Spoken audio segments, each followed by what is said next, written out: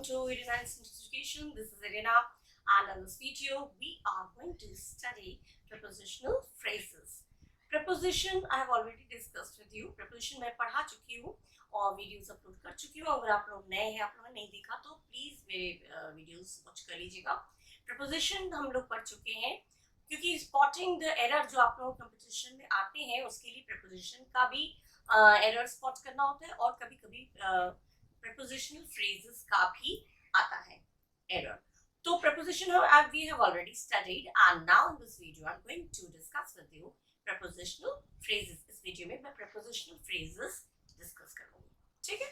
So actually phrase है क्या?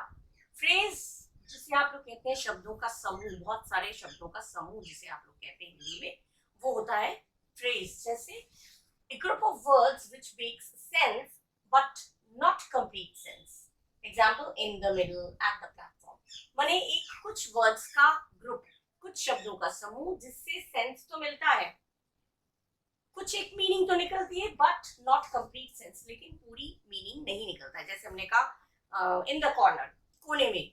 तो कोने में ये चीज तो पता चल गया कि कोई ऑब्जेक्ट या कोई नाउन, कोई प्रोनाउन, कुछ भी कोई ऐसा है जो कोने में है, लेकिन क्या है, we don't get the complete meaning. हमें पूरा मीनिंग नहीं मिल पाता है. In the middle, in the corner, at the platform, क्या है, फुल मीनिंग हमको नहीं मिलता है, आधी मीनिंग मिलती है. वो हो जाता है हमारा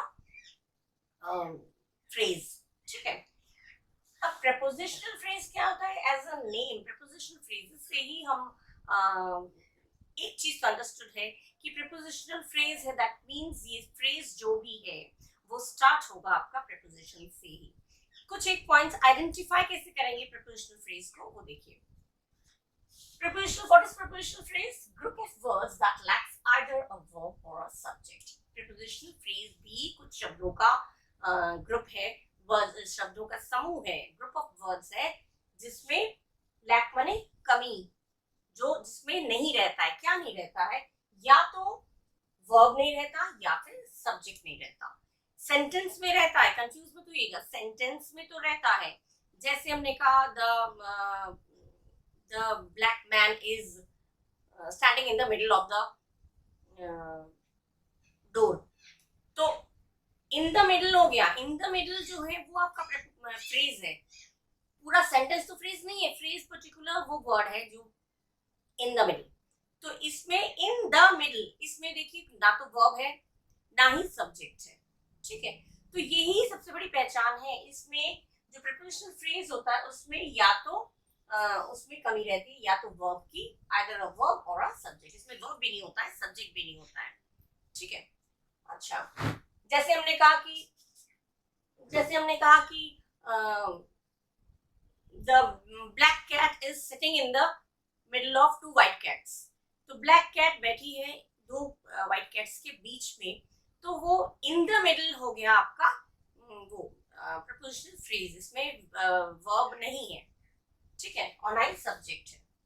तो ये सबसे बड़ी पहचान है. Second thing, starts with the preposition, जो मैं ऑलरेडी बोल चुकी हूँ. prepositional phrase on the table, under the bed, at the platform, up on the table, over the wall, मैंने जो भी है देखिए preposition से ही जो ग्रुप ऑफ वर्ड्स हैं, जो शब्दों का समूह है, वो स्टार्ट होता है या बिगिन होता है preposition वर्ड से ही. ठीक है? ये पहचान सबसे बड़ी है. अगर आपको फाइंड आउट करना पड़े prepositional phrase क्या है, तो वो आप ये जान लीजिएगा, वो स्टार्ट होगा preposition से ही. उसके बाद आपको समझ क्लियर हो जाएगा कि preposition से स्टार्ट है तो वो ग्रुप ऑफ वर्ड्स जो है वो prepositional phrase है. Third thing, consists of preposition and a noun. preposition मैंने शॉर्ट में लिख दिया है. preposition and a noun या preposition and a pronoun. ठीक है? या तो preposition और noun होगा एक पर्टिकुलर सेंटेंस में. preposition के साथ या तो noun होगा या फिर pronoun होगा. noun होगा, या जैसे मैंने कहा ऑन द टेबल, तो ऑन द टेबल ये पर्टिकुलर वर्ड है, फ्रेज है. तो ऑन द टेबल में क्या है? टेबल नाउन है, मटेरियल नाउन है. तो टेबल ये देखिए नाउन आ गया. ठीक है? या ऑन हिज कोट, तो ऑन हिज आ गया, कोट आ गया नाउन. ठीक है? एट हिम, जो भी चीज है उसमें एक नाउन, या तो प्रपोजिशन के साथ एक नाउन होगा या फिर प्रपोजिशन के साथ एक प्रोनाउन होगा, ये कंपल्सन है, ठीक है, अकेला नहीं होगा।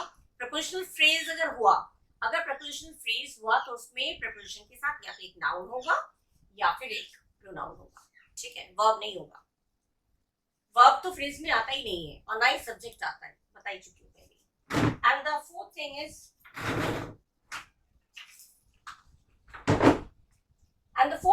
prepositional phrases function या act as an adverb, an adjective or less frequently as a noun. prepositional phrases जो होते हैं वो act करते हैं, मतलब वो काम करते हैं, function या act एक ही चीज हो गया, वो काम करते हैं किस तरह से, या तो adverb की तरह या adjective की तरह, या कभी कभी less frequently मतलब sometimes कभी कभी as a noun भी prepositional phrase act करता है। सबके मैं सेंटेंसेस दूंगी, कम से कम 2-3 सेंटेंसेस दे दूंगी जिससे कि आपको क्लियर हो जाए। ये जो मैं पढ़ा रही हूँ डिटेल में, इसी बेस पे मैं सेंटेंसेस भी आपको दे दूंगी जिससे क्लियर हो जाए, ठीक है। तो ये चीज आपको समझ में आ गया। फ्रेज क्या होता है, ग्रुप ऑफ वर्ड्स जिसमें सेंस तो मिलता है लेकिन कंप्लीट सेंस नहीं मिलता।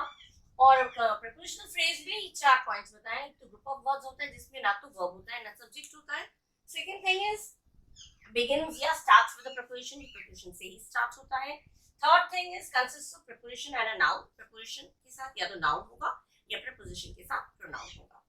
and the fourth one is prepositional phrases जो act करता है, जो function करता है या तो adverb की तरह या adjective की तरह, और बहुत कम sometimes, less frequently में sometimes कभी कभी बहुत कम यूज होता है, noun की तरह यूज कम होता है, लेकिन सबके सेंटेंसेस में आपको दे दूंगी सारी चीजों पे बेस्ड, एडजेक्टिव पे बेस्ड, एडवर्ब पे बेस्ड और नाउन पे बेस्ड मैं सेंटेंसेस दूंगी जिससे आपको क्लियर हो जाए, ठीक है। ओके, तो अब हम लोग पढ़ेंगे एक एक करके one by one, as an adjective, as an adverb और एज अ नाउन। क्या होता है, कैसे होता है, कैसे पहचान होगी, वो पढ़ के उसके बेस पे सेंटेंसेस पढ़ेंगे। Simple. Okay, now prepositional phrase as an adverb। prepositional phrase जब एज एन एडवर्ब एक्ट करता है, फंक्शन करता है, तो कैसा होता है? An adverbial phrase begins with a adverbial prepositional phrase बोल सकते हैं इसमें। prepositional phrase begins with a preposition, शुरू तो preposition से होता है, acts as an adverb लेकिन act करता है, काम करता है adverb की तरह, and answers the question how, when, where और why। और ऐसे जो prepositional phrase होते हैं किस चीज का जवाब देते हैं, कैसे, कब, कहाँ या क्यों। अगर इन सब चीजों का जवाब दिया जा रहा है तो वो हो गया आपका एडवर्बियल prepositional phrase या prepositional phrase adverb which acts as an adverb, जहाँ पे as an adverb काम करता है prepositional phrase वो, ठीक है। ये चीज आपको ध्यान रखना पड़ेगा, हाउ, व्हेन, वेयर, व्हाई, इन सब चीजों का अगर जवाब दे रहा है तो वो हो गया आपका एज एन एडवर्ब काम कर रहा है। क्योंकि एडवर्ब होता क्या है, वर्ब माने काम, और एडवर्ब माने काम करने का तरीका या काम करने का समय, काम करने की जगह, किस तरह से वो काम हुआ है। एडवर्ब क्या बताता है, वो काम हुआ तो कैसे हुआ, कहाँ हुआ, किस तरह से हुआ, कब हुआ, ये चीजें तो जवाब देता है एडवर्ब का। तो वही चीज है इसमें। एग्जांपल्स में दिए, I reached the station on time. देखिए कब, मैं स्टेशन पहुंचा, कब पहुंचा, मैं स्टेशन पहुंचा, कब पहुंचा, कब का जवाब दे रहा है, ऑन टाइम, समय पर पहुंचा, एडवर्ब हो गया, ठीक है। ये मेरे बारे में नहीं बोला जा रहा है, आई के बारे में नहीं बोला जा रहा है, ये मैं स्टेशन पहुंचा लेकिन कब पहुंचा, ऑन टाइम, समय पर पहुंचा, ये हो गया आपका prepositional phrase as an adverb। Second thing, the carpenter hit the nail with a hammer। with a hammer, कैसे, how, कैसे किया, हिट कैसे की, हिट किया, हिट है वर्ब, हिट किया तो कैसे किया, हैमर से हिट किया, हिट किया जो वर्ब है, हिट वर्ब है तो वो किया तो कैसे किया, हैमर से, हथौड़े से, कारपेंटर ने हथौड़े से कील को हिट किया, मारा, ठीक है। तो ये हो गया आपका विद अ हैमर, आपका हो गया prepositional phrase जहाँ पे एज एन एडवर्ब काम कर रहा है, ठीक है। अच्छा, I buy 2 magazines every month। कब कब,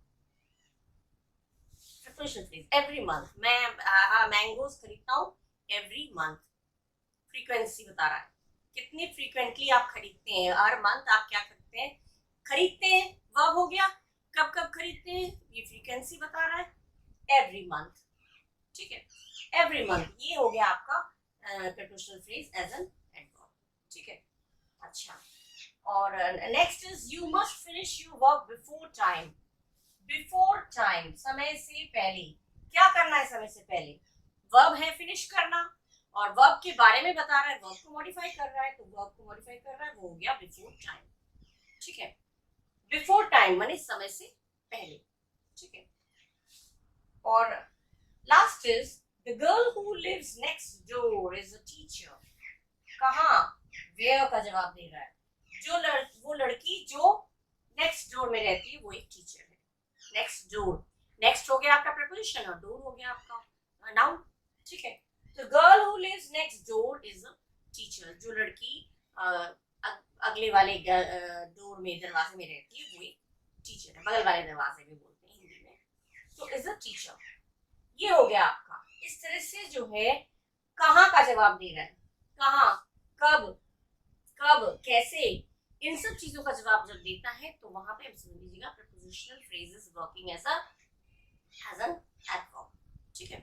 एडवर्ब की तरह काम कर रहा है, माने काम करने का तरीका, काम करने की फ्रीक्वेंसी, कितना, हाउ फ्रीक्वेंटली वो काम होता है, कब कब होता है, कैसे होता है, कहाँ होता है, ये चीज का जवाब दे रहा है। देख रहा है, ये सारे सेंटेंसेस वही शो कर रहे हैं, ठीक है। अच्छा, अब हम लोग पढ़ेंगे next prepositional phrase as an adjective. Okay, now next is prepositional phrase as an adjective. Prepositional phrase as an adjective, जहाँ पे prepositional phrase एक adjective की तरह काम करता है। जैसे an adjectival phrase, prepositional phrase begins with a preposition. Adjective जो prepositional phrase जो है वो start किससे होता है, preposition से, acts as an adjective और act करता है, काम करता है adjective की तरह, और answers the question which one, और किस चीज का जवाब देता है, कौन सा, विच वन। जब हमने एडवर्ब का पढ़ा था उसमें हमारा क्वेश्चंस कुछ और थे, कब, कहाँ, क्यों, हाउ, कैसे, ये सब चीजें थी। लेकिन इसमें जो prepositional phrase as an adjective होगा तो उसमें हमें किस चीज का जवाब मिलेगा, कौन सा, कौन सी, कौन सा, विच वन, ठीक है, इस चीज का जवाब मिलेगा। तो समझ लीजिएगा ये आपका एडजेक्टिव का काम कर रहा है, ठीक है। जैसे मान लीजिए the house near the school is mine, कहाँ पे, नियर द स्कूल, कहाँ पे है, कौन सा हाउस, स्कूल के पास वाला, स्कूल के पास वाला घर मेरा है, कौन सा घर, स्कूल के पास वाला, तो नियर हो गया प्रीपोजिशन, नियर द स्कूल। एक नाउन, एक प्रोनाउन होता है और एक प्रीपोजिशन होता है, वही आपका है, देखिए नाउन है, नियर द स्कूल, कौन सा वाला घर, स्कूल के पास वाला घर मेरा है, कौन सा का जवाब दिया। The wristwatch on the table was gifted to me.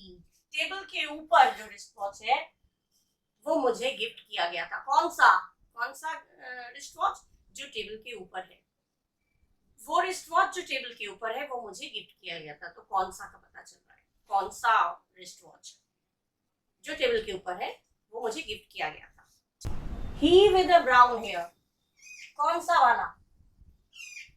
वाला लड़का, वो जिसके ब्राउन हेयर है, वो जिसके भूरे बाल हैं, वो वाला, कौन सा वाला, जिसके भूरे बाल है वो मेरा भाई है, ठीक है। He with a brown hair is my brother, ठीक है, ये हो सकता है। The girl in a blue dress, ये भी बता रहा है कौन सी लड़की, जो यहाँ पे जैसे बोला कौन सा लड़का जिसके ब्राउन बाल है, कौन सा का जवाब दिया, वैसे यहाँ पे the girl in a blue dress is my friend, जो लड़की, कौन सी लड़की, जो लड़की ब्लू ड्रेस में है वो मेरी फ्रेंड है, मेरी फ्रेंड है, ठीक है। तो the girl in a blue dress, देखिए ये हो गया, विद हो गया आपका प्रीपोजिशन, इन हो गया प्रीपोजिशन, ऑन हो गया प्रीपोजिशन, नियर हो गया प्रीपोजिशन, लास्ट है the book in front of, in आ गया, in front of preposition, in front of the desk, in front of ये आपका प्रीपोजिशन है, ठीक है। कौन सी बुक, जो डेस्क के सामने रखी हुई है वो तुम्हारी है, कौन सी किताब तुम्हारी, कौन सी का जवाब दे रहा है, the book in front of the desk is yours, जो बुक डेस्क के सामने रखी हुई है वो तुम्हारी है, तो यहाँ भी कौन सा का जवाब आ रहा है, ठीक है। ये सारे सेंटेंसेस देखिए जो बताया जा रहा है, कौन सा स्कूल, जो कौन सा घर जो स्कूल के पास है, कौन सा रिश्वत जो टेबल के ऊपर है, कौन सा लड़का भाई है जिसके ब्राउन हेयर है, कौन सी लड़की तुम्हारी फ्रेंड है जिसके ब्लू ड्रेस है, और कौन सा बुक तुम्हारा है जो डेस्क के सामने है। विच वन का जवाब मिल गया, ठीक है ना। अब हम लोग पढ़ेंगे प्रपोजिशनल फ्रेजेस जहाँ पे एज अ नाउन काम करता है, बहुत कम यूज होता है लेकिन फिर भी मैं ये बता दूंगी, बहुत sometimes it comes in your competitive exam. So जब पढ़ा रही हूँ पूरा लेसन तो मैं नाउन भी आपको बता दूंगी, सेंटेंसेस दे दूंगी, क्लियर हो जाएगा। ओके अच्छा, अब हम लोग पढ़ेंगे prepositional phrase as a noun, एक नाउन की तरह प्रपोजिशनल फ्रेज कैसे फंक्शन करता है, ठीक है, कैसे काम करता है। When a preposition acts upon a noun, it behaves like an adjective. Behaves like an adjective as adjective, क्योंकि behaves an adjective as adjective modified noun. माने जब preposition noun पे काम करता है, किसी particular noun के बारे में बात हो रही है और वो adjective की तरह काम करे। adjective क्या बताता है? खासियत बताता है, विशेषता बताता है, जिसे विशेषण कहते हैं। तो adjective की तरह काम करे। जो भी नाउन है जिस पर काम किया जा रहा है, जिसकी बात की जा रही है, वो सुन के लगे कि एडजेक्टिव है, लेकिन वो एडजेक्टिव नहीं होता है। एडजेक्टिव की तरह काम करे लेकिन वो मॉडिफाई नाउन, नाउन को मॉडिफाई करता है, नाउन के बारे में बताता है, जो पर्टिकुलर नाउन है उसके बारे में वो बता रहा है, लेकिन सुनने में लगता है एडजेक्टिव है। There is usually a noun in front of the prepositional phrase. Usually क्या होता है? नाउन होता है। अक्सर इसमें जो है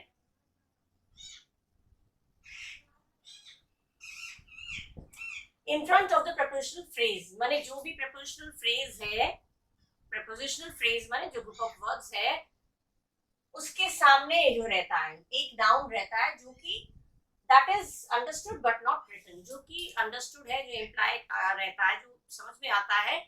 understood है मतलब वो समझ लेना पड़ता है, लेकिन वो लिखा नहीं रहता है, ठीक है। जो भी preposition नाउन पे काम करता है वो एक्ट को करता है, फंक्शन करता है एज एन एडजेक्टिव, लेकिन क्योंकि एडजेक्टिव जो है वो नाउन को ही मॉडिफाई करता है। एडजेक्टिव नाउन को ही तो मॉडिफाई करता है।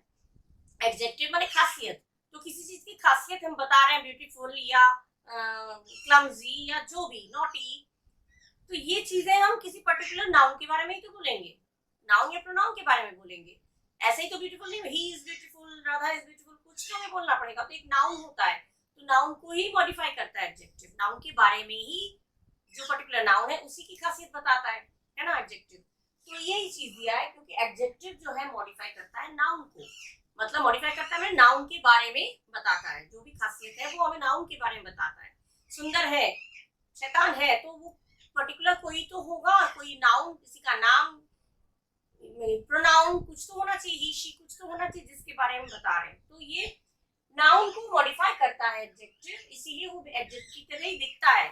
लेकिन there is usually a noun in front of the prepositional phrase. आमतौर पर प्रीपोजिशनल फ्रेज जो भी होता है उसके पहले एक नाउन रहता है, उसके ठीक पहले एक नाउन रहता है जो कि अंडरस्टूड रहता है, जो कि लिखा नहीं रहता है, बट नॉट रिटन, क्योंकि वो अंडरस्टूड रहता है, वो खुद से समझ लेना पड़ता है, लेकिन वो लिखा नहीं रहता है, और acts as a subject of the sentence. और ये जो नाउन है, ये जो प्रीपोजिशनल फ्रेज में जो नाउन है, वो सब्जेक्ट की तरह, सेंटेंस के सब्जेक्ट की तरह काम करता है। सब्जेक्ट माने जिसके विषय बात कर रहे हैं, जिस पर्टिकुलर विषय की बारे में बात हो रही है, उसके वो हो जाता है नाउन जो है वो क्या करता है, प्रीपोजिशनल फ्रेज में जो नाउन है वो पर्टिकुलर सब्जेक्ट की तरह उस पर्टिकुलर सेंटेंस में सब्जेक्ट का काम करता है, विषय का काम करता है, जिसके विषय में बात होती है वो सब्जेक्ट होता है। एग्जाम्पल देखिए, जैसे the girl in the middle is the wisest. In the middle, मैंने क्या बोला था, एक नाउन जरूर होता है।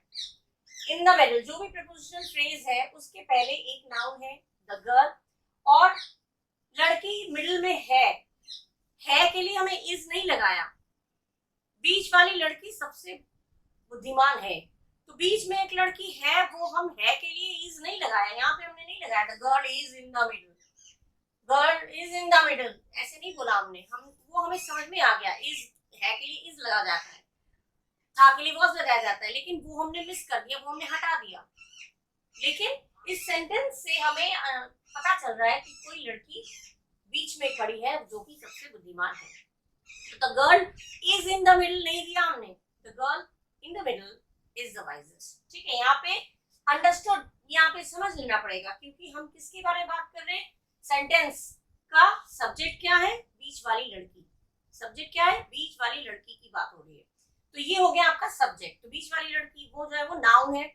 नाउन जो है वो किसका काम कर रहा है, सेंटेंस का, वो सब्जेक्ट का काम कर रहा है।